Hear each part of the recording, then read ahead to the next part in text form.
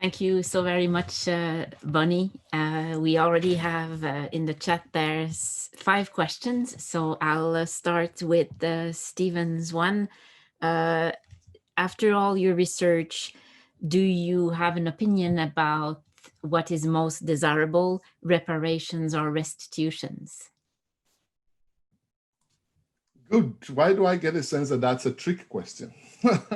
Yeah, but it is not easy to say. It's all context dependent. Like I said in my slide that I showed, even in the names of truth commissions around the world, it's all over the place. Choose truth and reconciliation, truth and justice, truth and reparation, truth and national unity, truth and peace. And the way I see it is it depends on the needs of that society. And I'll just give a classic example of the United States. So in the United States, I'm currently consulting with a group of other scholars with Congresswoman Barbara Lee of the United States, who has put the proposal for a truth commission on the floor of the US Congress. And in the course of our discussions and consultations, one of the issues that I found was the total objection to the idea of putting truth and reconciliation together in a single commission in the United States. And this objection comes from all sides of the debate, from both, the establishment white community and the Black intellectual community. No one wants a truth commission going along with a reconciliation commission. And I have concluded that this has to do with the fraught history of the United States. The Black community is deeply suspicious of a commission that aims to reconcile when there have been no discussions about the truth. So for instance, I was told we can't even agree on what the Confederacy flag means. Is it heritage or is it hate? So they have argued instead that what America, what the United States needs, unlike Canada or South Africa, is a truth commission that does its work first to establish the atrocities done to Black people over the centuries. And then, if that succeeds, a separate reconciliation commission to deal with the possibilities of reconciling the nation. And I think in that context, that is an eminently reasonable option. So the answer to the question will be, depends on the history and the context of the society. Thank you for this. So there's a comment from Manuela, and then I'll ask the other question. She's talking about the way by which commissions, by hearing and validating testimony, contribute to a lot of healing, and also how they provide words to make sense of things, and that these are two effects of the commissions that she wanted to underline. Do you want to comment on this? Or? Yes, I think that's something that's often missing. So, you often get skeptics, people who are not enamored by truth commissions tell you, oh, why establish a truth commission? You could just go to court. You could just have a judicial process, and then that should suffice. Well, if you think about truth commissions, what comes to mind at the public hearing, those images of women sobbing. I spoke to a woman in South Africa and I said, well, did the Truth Commission achieve anything? You didn't get any compensation. You didn't even get a formal apology from the state. And she told me, at least I know where the body of my son is buried. Now I know what happened to him. I know where his body is. I can do the traditional rites. I can do what I need to do to get closure. And for me, that is enough. And we have to understand that is important. And if you don't mind, I'll give another example that I think is quite powerful in the Canadian context.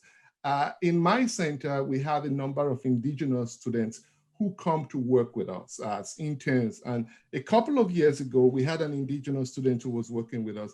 And I got tired of all the academic debates about whether the Canadian Truth Commission, worked or not.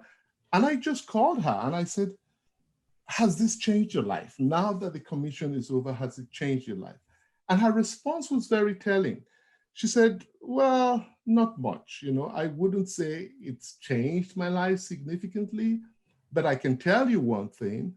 When I present my status card at the store near where I live, I no longer get those ugly stares I get from the storekeeper I get the sense that people understand better where I'm coming from.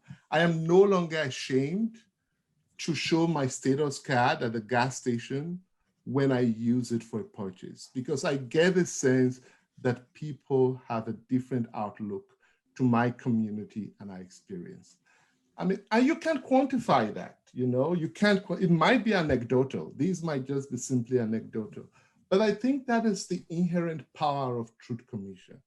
And here again, I know I disagree with Michael Ignatieff on his framing of the limited scope, but you've got to accept that one of the great contributions of Truth Commissions is that it does in fact reduce the number of lies that the country or state has told itself about the history of those it has marginalized. Okay, there's a whole cluster of question on, because we only have 10 minutes left here, on history.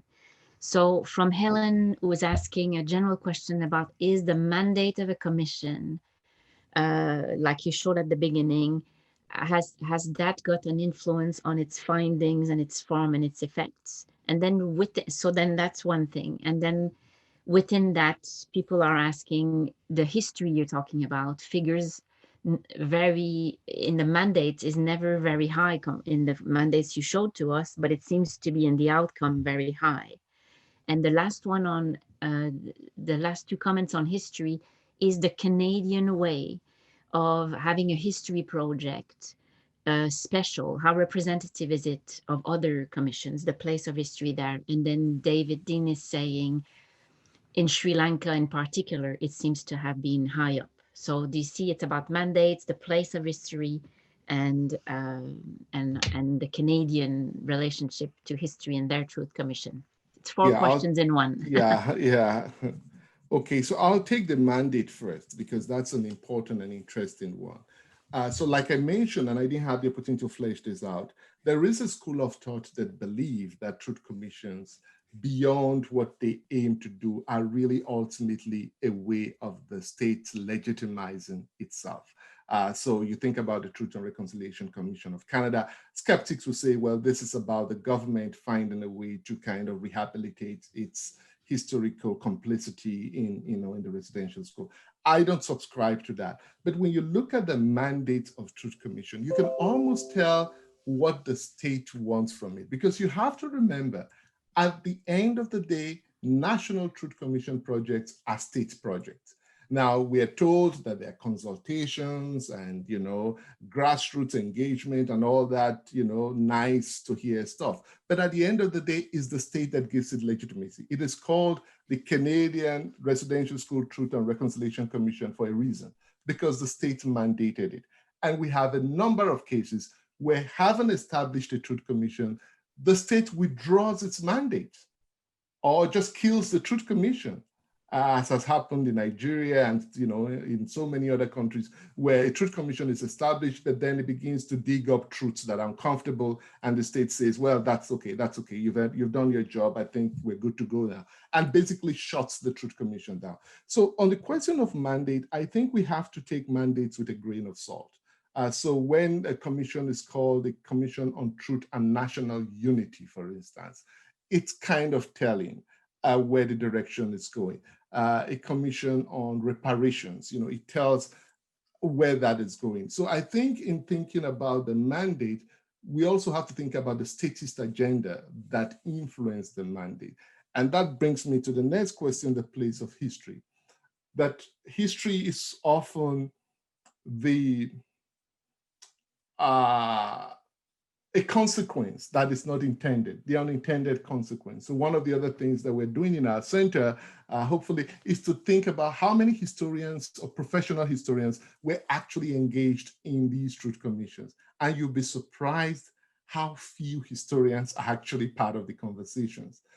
So it's, yes, there's always the mandate to look into the history of the conflict. In the case of Liberia, for instance, there's an explicit mandate to look into the deep colonial history of the conflict and all these invocations of history.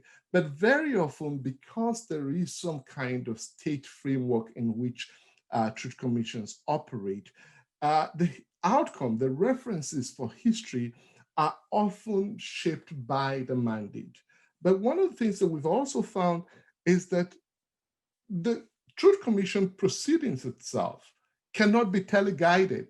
So when you have a public hearing, and this public hearing are on the record, and there are no rules of evidence, and there's no, these people testifying are not bound by the strict rules of judicial proceedings, there is no telling what comes out. And so in some interesting ways, history becomes an unintended consequence of a process that is open. And I argue that that is the inherent value, because as a historian, it provides a treasure trove that I would have spent years going to look for all these people who were victimized by the war. But here I see at least a snapshot, yes, curated by the state and all that means, but available to me to make alternative interpretations besides what the traditional narrative tells me. And then finally, what was unique about the Canadian Truth Commissions? I would definitely say history was a unique aspect of the Canadian Truth Commission. If you look at the coded table I showed you, I think only 2 or 3 commissions in the world have more references to history than the Canadian Truth and Reconciliation Commission.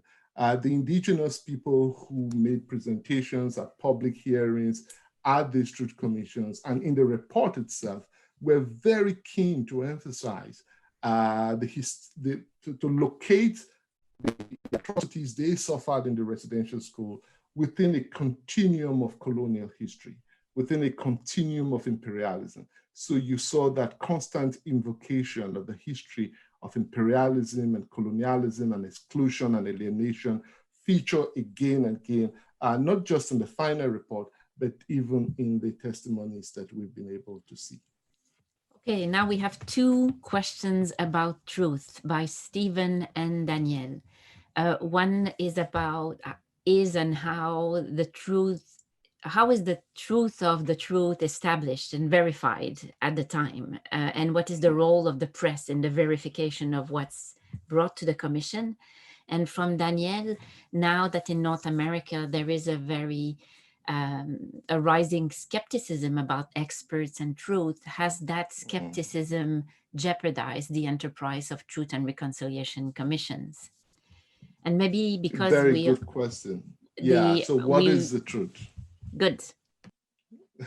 Yeah, I'll try and be brief with it. So I think that it's the unspoken assumption that there is a knowable truth. There is a truth that is there that we have to find and we have to know. That is the premise on which truth commissions emerge. And one of the ways historians have theorized it is that they've talked about, subjective truths and historical truths. And the tension between the idea of a Truth and Reconciliation Commission is, on the one hand, you want the absolute truth. We want the absolute truth, the idea that if we can find the truth, then we can get reconciliation. But sometimes reconciliation actually requires suppressing parts of the truth.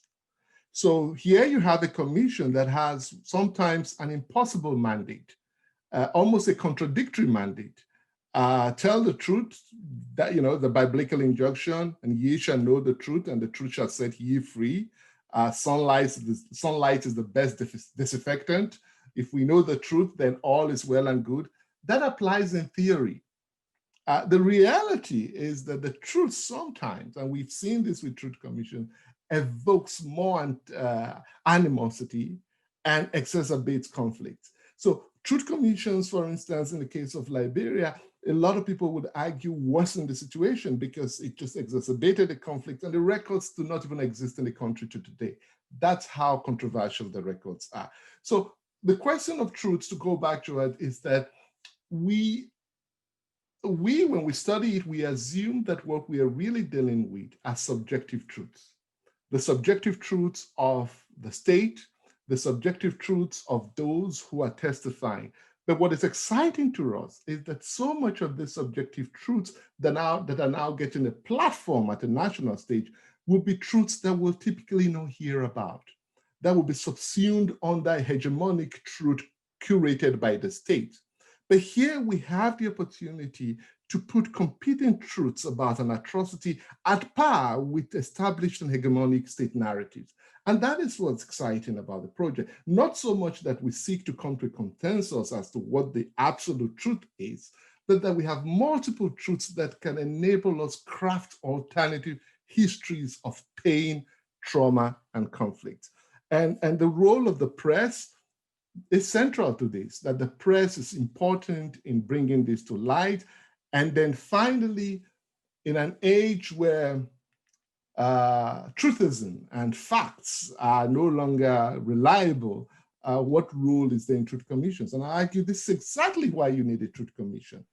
So we want to know what is fake news. If we want to have a debate about it, we need to have it in the public square. And what truth commissions allows us to do is to have those difficult debates, particularly about a historical atrocity,